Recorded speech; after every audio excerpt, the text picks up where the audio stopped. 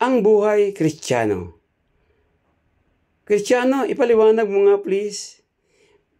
Bakit kung sino pa ang nakatira malapit sa bahay-sambahan, sila pa ang madalas malate? Bakit kung kailan mananalangin, saka madaming makati? Bakit sa hinahaba-haba ng pangaral, jokes lang ang laging naaalala? Bakit kung kailan linggo, saka pahirap na hirap gumising?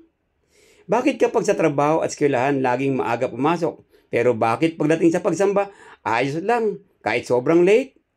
Bakit kung kailan bigayan ng kaloob, saka pa bilang naiihi? Bakit sa dinami-dami ng upuan sa harapan, lagi ang gustong upuan ay sa likuran? Bakit kapag manood ng pelikula, kahit sobrang tagal, bitin na bitin pa? Pero kapag sa pakikinig ng pangaral, inip na inip na?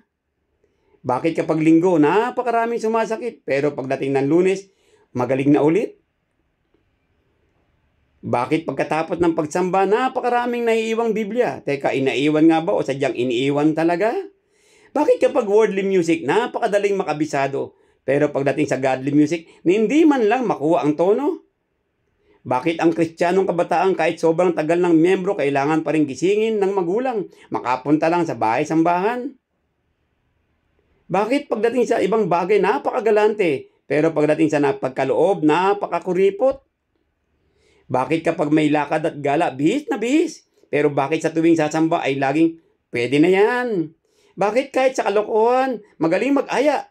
Pero sa pag-aya ng tao sa iglesia ay laging nahihiya?